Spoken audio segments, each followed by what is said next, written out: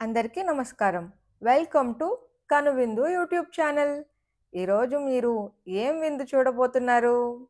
Guess చేసే ఉంటారు కదా థంబ్‌నెయిల్ చూసాక. Paneer butter masala curry. ఎప్పుడు రెస్టారెంట్‌కెళ్ళినా చపాతీలు, రోటీలు, నాన్స్ ఇవి చెప్పుకొని మనం చెప్పే కర్రీ ఏంటి? పన్నీర్ బటర్ మసాలా. నేనైతే చిన్నప్పటి నుంచి ఇప్పటిదాకా ఫేవరెట్‌గా రెస్టారెంట్‌కి ఎప్పుడెళ్ళినా అదే చెప్పేస్తా ఉంటాననమాట. నాలాగా ఈ కూరంటే చాలా మందికి ఇష్టం అన్న విషయం కూడా నేను తెలుసుకున్నాను. అందుకే ఇంకా ఆలస్యం చేయకుండా ఈ వీడియోనైతే రిలీజ్ చేస్తున్నా. అన్నప్పుడల్లా రెస్టారెంట్‌లకి వెళ్ళలేము. అలాగే ఫుడ్ కలర్స్ వేసిన ఫుడ్‌ని ఎక్కువ సార్లు తినలేము. ఎటువంటి ఫుడ్ కలర్స్ లేకుండా, ఏ కెమికల్స్ లేకుండా ఇంట్లోనే ఎంతో క్వాలిటీగా మనం టేస్టీగా పన్నీర్ బటర్ మసాలా కర్రీ చేసుకుందాం రండి. దానికోసం ముందుగా ఒక పాన్ పెట్టి తగినంత ఆయిల్ వేసి గుప్పెడు జీడిపప్పులనైతే వేయండి. ఓ 5 పెద్ద టమాటాలు, ఓ 4 ఎర్రగడ్డలని 4 ముక్కలుగా కట్ చేసుకోండి. ఎందుకంటే ఇప్పుడు మనం తయారు చేయబోతున్నది మసాలా. దీన్ని ఎలాగో మనం మిక్సీ పట్టాలి కాబట్టి 4 ముక్కలు పెద్ద పెద్దవిగా కట్ చేసుకుంటే సరిపోతుంది. వాడడానికి అనుకూలంగా, మిక్సీ పెట్టడానికి అనుకూలంగా ఉంటే చాలు. చిన్న చిన్న ముక్కలుగా కట్ చేయాల్సిన అవసరం అస్సలు లేదు. వీడియోలో చూపిస్తున్నంత సైజు ప్రకారం కట్ చేసుకోండి చాలు. జీడిపప్పు గోల్డెన్ కలర్ రావాలి. కానీ ఇక్కడ ఒక విషయం బాగా గుర్తుపెట్టుకోండి. ఆనియన్ అనేది ఏ ఏ కూరకి, ఏ ఏ మసాలాలకి ఏ విధంగా ఫ్రై అవ్వాలన్న దాంట్లోనే టేస్ట్ ఉంటదండి. ఇప్పుడు మనం చేస్తున్న ఈ పన్నీర్ బటర్ మసాలాలో మసాలా తయారు చేసుకోవడం కోసం ఆ పేస్ట్ అనేది మంచి ప్యూరీ లాగా మనకి రావాలి. ఆనియన్ మాత్రం జస్ట్ ఉడికితే చాలండి. ఆనియన్ గోల్డెన్ కలర్ రావాలనో, లేకపోతే బాగా డీప్ ఫ్రై అవ్వాలనో, బ్లాక్ కలరో మారిపోతే టేస్ట్ అనేది మారిపోతుంది. సో, జాగ్రత్తగా చూసుకోండి. పన్నీర్ బటర్ మసాలా కోసం మీరిలా మసాలా ప్రిపేర్ చేస్తున్నప్పుడు ఆనియన్స్ అనేవి జస్ట్ మెత్తగా ఉడికితే చాలు. ఓకేనా? సో, ఇలా మంచిగా మెత్తగా ఉడికిపోయిన తర్వాత రెడీగా మీరైతే టమాటాలని పెద్ద పెద్దవిగా 4 ముక్కలుగా కట్ చేసి పెట్టుకోండి. ఇప్పుడు తగినంత పసుపయితే యాడ్ చేసుకుందాం. ఆనియన్ మెత్తబడింది కదా!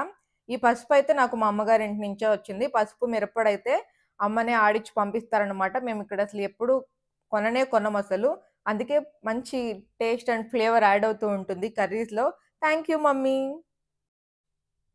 ఓకే. ఇప్పుడు టొమాటో ముక్కల్ని కూడా యాడ్ చేద్దాం. చూసారు కదా! వీడియోలో చూపిస్తున్న ఆ సైజ్ ప్రకారం కట్ చేసుకుంటే చాలు. టొమాటోలని మాత్రం బాగా మగ్గిచ్చుకోండి. టొమాటోలో ఎలాగో వాటర్ కంటెంట్ ఉంటుంది కాబట్టి అది మాడిపోవడమో, లేకపోతే ఎక్కువగా డీప్ ఫ్రై అయిపోవడమో లాంటివి జరగవు. అందుకని టొమాటో మగ్గేంత వరకు కూడా ఉంచుకోండి. బాగా మగ్గిపోవాలి టొమాటోలు కొంచెం గుజ్జు గుజ్జుగా. ఈ టొమాటోలకి, ఆనియన్‌కి సరిపడా ఒక స్పూన్ ఉప్పునైతే యాడ్ చేస్తున్నాం.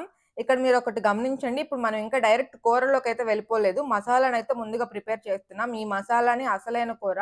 తర్వాత కర్రీకి మళ్ళీ మనం ఆయిలేసుకొని, మళ్ళీ తిరిగి ఆనియన్ ఏసుకొని, మళ్ళీ కూర చేయడం అనే ప్రాసెస్ అయితే ఉంటుంది. సో, ఇదైతే మనం ఏదైతే మిక్సీ పట్టుకోబోతున్నామో, మెత్తగా ఫైన్ పేస్ట్‌గా ఉంటుంది కదా మనకు కూర.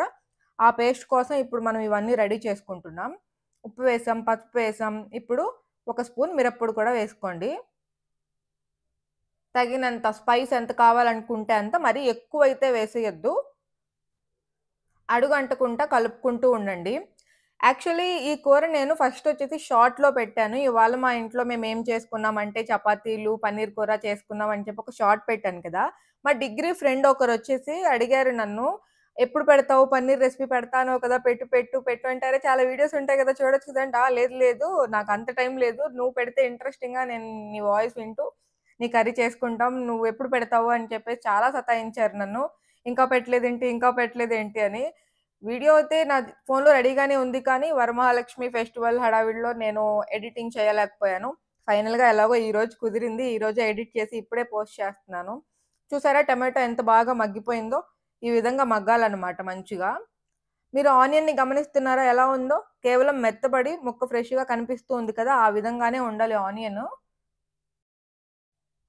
తర్వాత మనం ఇప్పుడు ఏదైతే బాగా మగ్గించుకున్నామో, ఆ మిశ్రమాన్నంతా కూడా ఒక వెడల్పాటి ప్లేట్ తీసుకొని, ఇలా పల్చగా స్ప్రెడ్ చేసినట్టుగా వేసి పెట్టుకోండి. ఇది రూమ్ టెంపరేచర్‌కి రావాలి. మనం మిక్సీ పట్టడానికి వేడిగా ఉండకూడదు కాబట్టి, మంచిగా చల్లగా అయిన తర్వాత మిక్సీ పట్టుకోవాలి.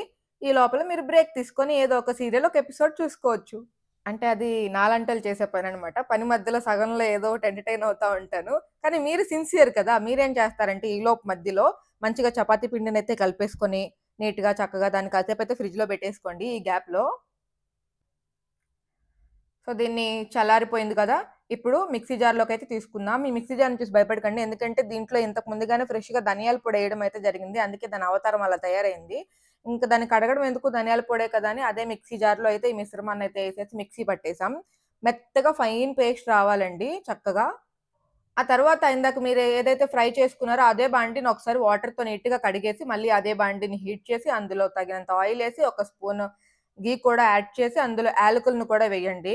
యాలకులను తీసి మళ్ళీ ఏస్తున్నారేంటి అనుకోవద్దు.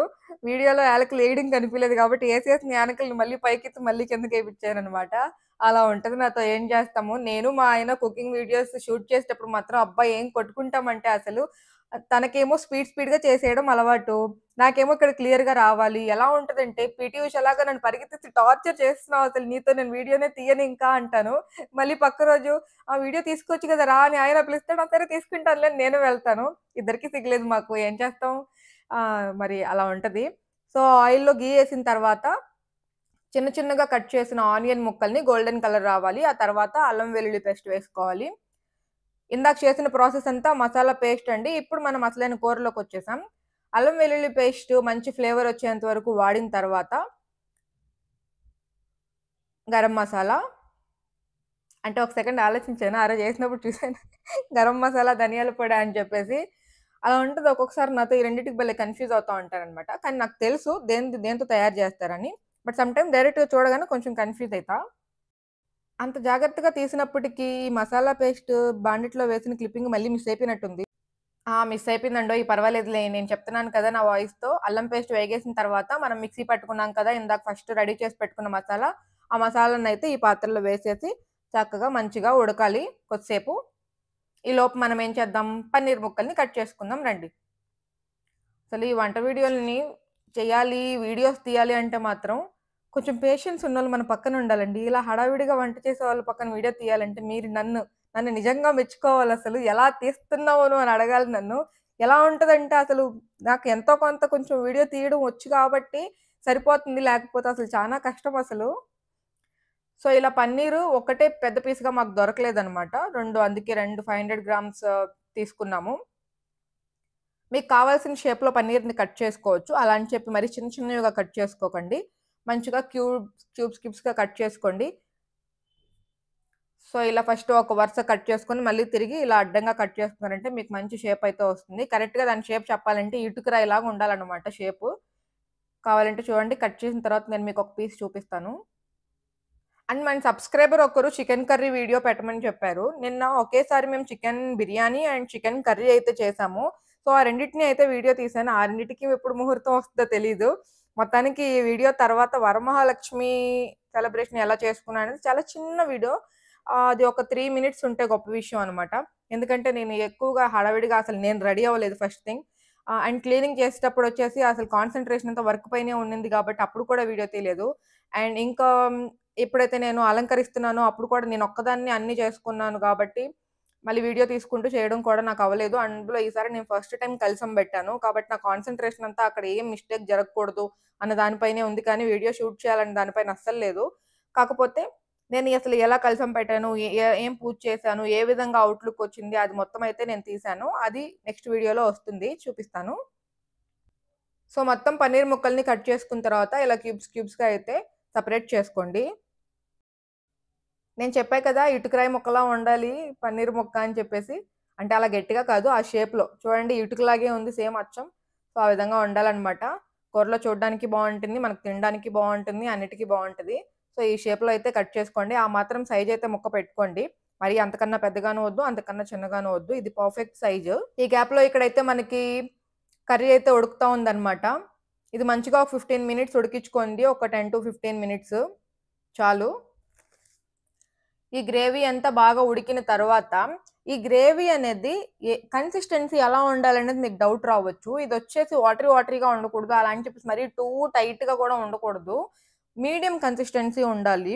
చక్కగా మనం చపాతీని అందులో ముంచి లేపితే మంచిగా మనకి ఎలా ఉండాలి, చీజ్ సాగినట్టుగా అలా ఉండాలనమాట. అంతకంటే ఎక్కువ గట్టిగాను ఉండకూడదు. అంతకంటే లిక్విడ్‌గాను ఉండకూడదు. బాగోదు. మీడియం కన్సిస్టెన్సీనైతే మెయింటైన్ చేయండి. ఒకవేళ మీకు 15 నిమిషాలు ఉడికిన తర్వాత మరీ గట్టిగా పడిపోయిందనిపిస్తే, కాస్త మీరు పాలు పోసుకోవచ్చు టేస్ట్‌గా ఉంటుంది. లేదా నార్మల్‌గా వాటర్ అయినా యాడ్ చేసి ఉడికించుకోవచ్చు. సో, అది కూడా మీరు గమనించుకోగలరు. ఇక గ్రేవీ అనేది ఉడికిపోయిన తర్వాత లాస్ట్‌లో మీరు పన్నీర్‌నైతే యాడ్ చేసేయండి. టేస్ట్ కోసం కొద్దిగా షుగర్ యాడ్ చేసాం. మీ ఇష్టం, అది మీరు యాడ్ చేసుకోవద్దు అనుకుంటే పర్వాలేదు.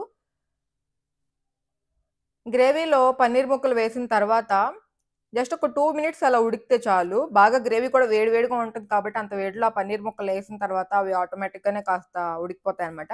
సో, అందుకని ఒక 2 మినిట్స్ ఉండిస్తే చాలు. ఇదొచ్చేసి కస్తూరి మేతి మంచి ఫ్లేవర్ ఉంటదన్నమాట కూరకి. తప్పకుండా యాడ్ చేయండి. ఇది కంపల్సరీ యాడ్ చేయాలి పన్నీర్ బటర్ మసాలా కర్రీలో. అండ్ అలాగే చివరిగా మంచి టచ్ అప్ ఇద్దాం ఓ బటర్ ముక్కతో. బటర్ ఒకవేళ మీ దగ్గర లేదు అంటే ఏం వరీ కాకండి. బటర్ లేకపోయినా చేసుకోవచ్చు. కాకపోతే బటర్ ఉంటేనే అది బటర్ పన్నీర్ మసాలా అవుతుందనమాట. కాబట్టి బటర్ కూడా యాడ్ చేయండి. ఇదొచ్చేసి ఫ్రెష్ క్రీము. కూరంతా ఉడికిపోయిన తర్వాత ఫైనల్‌గా ఫ్రెష్ క్రీమ్‌నయితే యాడ్ చేసుకోండి. అమూల్ వాళ్ళది డైరెక్ట్‌గా దొరుకుతుంది ఫ్రెష్ క్రీము. బటరేస్తే బటర్ పన్నీర్ మసాలా, బటర్ ఏయకపోతే పన్నీర్ మసాలా. కాబట్టి మన దగ్గర ఉన్న దాంతో సర్దుకోవాలి కదా! కానీ బటర్ ఉన్నప్పుడే ప్రిఫరెన్స్ ఇచ్చుకోండి. లేదని చెప్పి లేని వాళ్ళు ఫీల్ అవ్వకూడదని నేను అలా చెప్పాను. అండ్ ఇంకైతే మనకు కర్రీ ప్రిపేర్ అయిపోయింది. పక్కనే రెడీగా చపాతీలు కూడా సిద్ధమైపోయాయి. సో, సర్వింగ్ బౌల్‌లోకైతే చక్కగా నేను కర్రీనైతే షిఫ్ట్ చేసుకుంటున్నా. చూడడానికి ఎలా ఉంది? పన్నీర్ బటర్ మసాలా కూర అసలు ఎంత స్మూత్ టెక్స్చర్ ఉంది. అసలు ఆ పన్నీర్ ముక్కలు ఎంత సాఫ్ట్‌గా ఉన్నాయి. మంచి స్వీట్‌నెస్ తగులుతూ, స్పైసీనెస్ తగులుతూ, మనం కస్తూరి మేతి ఏసాం కదా! ఆ ఫ్లేవర్ కూడా తగులుతూ, ఆ బటర్ స్టార్టింగ్‌లో ఏసిన ఆ ఫ్రెష్ నెయ్యి అసలు ఆహా! ఎంత బావుందో అసలు. వేడి వేడి చపాతీలు ఇంట్లో చేసుకొని, అలా టీవీలో మనకి నచ్చిన మంచి సినిమా పెట్టుకొని, ఫ్యామిలీతో కలిసి ఇలా మంచి కర్రీతో చపాతీలు తింటూ ఉంటే, అది హోమ్‌మేడ్ ఫుడ్ హెల్తీగా చేసుకొని తింటూ ఉంటే, ఆ సాటిస్ఫాక్షన్, ఆ టేస్ట్, ఆ ఫీల్ నెక్స్ట్ లెవెల్. ఓకే అండి. వీడియో నచ్చితే లైక్ చేయండి. అలాగే వీడియోని షేర్ చేయండి. వీడియోని కంప్లీట్‌గా మొత్తం చూసారని అని అనుకుంటున్నాను. చూస్తే గనక తప్పకుండా ఒక కామెంట్ అయితే ఖచ్చితంగా పెట్టండి. వాచ్ టైమ్ కోసం కష్టపడాలి కదా! వీడియోని కొత్తగా చూస్తున్న వాళ్ళైతే ఛానెల్‌ని సబ్స్క్రైబ్ చేయండి. అలాగే మీరు ఏ వంట వీడియోని నా నుంచి కావాలనుకుంటున్నారో అది కూడా కామెంట్ సెక్షన్‌లో నాకు చెప్పండి. మరో మంచి వీడియోతో మళ్ళీ కలుద్దాం. అంతవరకు బాయ్ బాయ్.